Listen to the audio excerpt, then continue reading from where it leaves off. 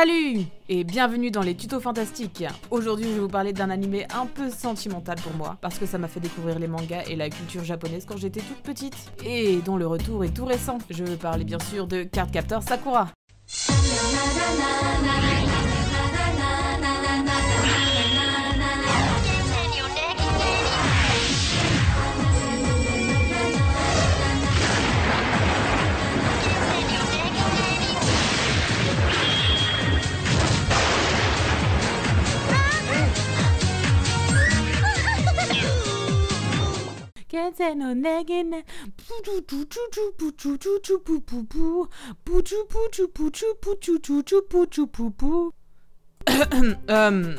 Pardon, mais je kiffais trop ce générique. Bon allez, je suis sûre que vous l'avez aussi chanté le générique, hein. Me jugez pas, d'accord? Enfin bref, si tu as cliqué sur cette vidéo, c'est que toi aussi tu veux attraper des cartes de clos et on va prendre ça ensemble. Yay! Bon, avant de commencer, je vais vous expliquer ce qu'est une carte de clos ou une clos card pour ceux qui ne connaîtraient pas. Je vais plus particulièrement parler de l'anime qui change un peu du manga, donc si les infos sont un peu différentes, c'est tout à fait normal. Les cartes de clos sont des cartes magiques créées par Claw Reed. Dans l'anime, il y en a 52 et une 53e dans le deuxième film de Cardcaptor Sakura.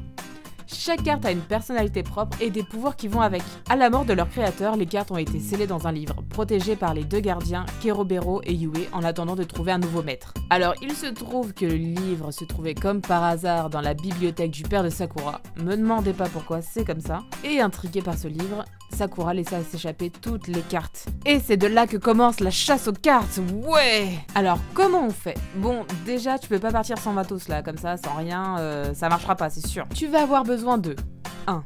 Un sceptre magique qui te servira à sceller les cartes que tu as attrapées.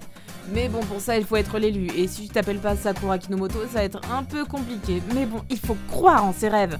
Et pourquoi pas après tout? Captain America a bien fait bouger très légèrement le marteau de Thor, alors que c'était pas l'élu. Et bref, je divague un peu, pardon. 2. Une superbe tenue de Magical Girl. Si tu es doué en confectionnage de costumes, tant mieux pour toi. Sinon, trouve-toi une meilleure amie ou un super héros qui pourra le faire à ta place. Oui, vous avez remarqué aussi les skills de Spider-Man ou Deadpool en confection de costumes. C'est incroyable, les mecs. C'est bon, t'as ton bâton, t'as ton costume, tu es prêt pour aller attraper les cartes de clos. Bon alors, il n'y a pas vraiment de technique pour en attraper une, malheureusement, parce que chaque carte a sa propre personnalité. Alors, ce que je peux vous donner comme conseil, c'est de réussir à les analyser pour pouvoir les attraper. Certaines vont se débattre plus que d'autres. Alors si vous tombez sur la carte du combat par exemple, vous savez qu'il va falloir se fight quoi.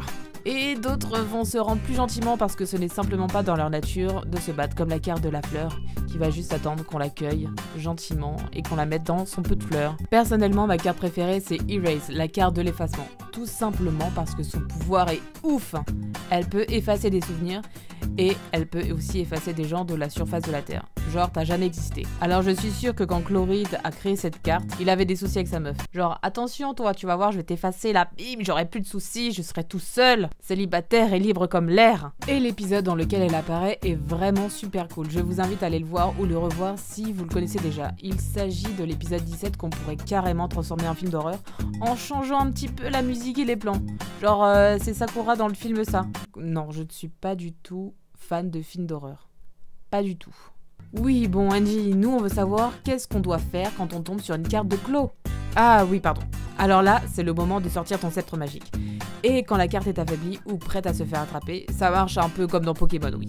Tu dis, carte de clos, reprends ta forme originelle. Moi, Angie, chasseuse de cartes, je te l'ordonne. Oui, bon, pour le prénom, ça marche avec n'importe lequel, hein. Angie, c'est juste pour l'exemple, ok?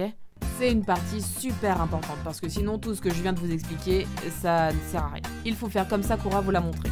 On lève le sceptre et d'une voix assurée, on prononce l'incantation. Yes! Bravo, tu as attrapé ta première carte de clos. Et maintenant, qu'est-ce que tu en fais? Eh ben, il faut la ranger dans le livre de clos, tout simplement. Bon alors, si on résume bien depuis le début, il te faut un bâton magique, une tenue badass, affaiblir la carte ou attendre qu'elle veuille bien se faire attraper. On lève le bâton et on dit l'incantation. Et après, on range la carte soigneusement dans le livre de clos. Bon voilà, c'est la fin de ce premier tuto, j'espère que ça vous a plu. Si c'est le cas, n'hésitez pas à partager, laissez un petit pouce bleu et un commentaire, ça nous fera super plaisir. Dites-moi si vous avez réussi à attraper des cartes de clos grâce à mon tuto. Moi, je pars à la chasse. Allez, à la prochaine!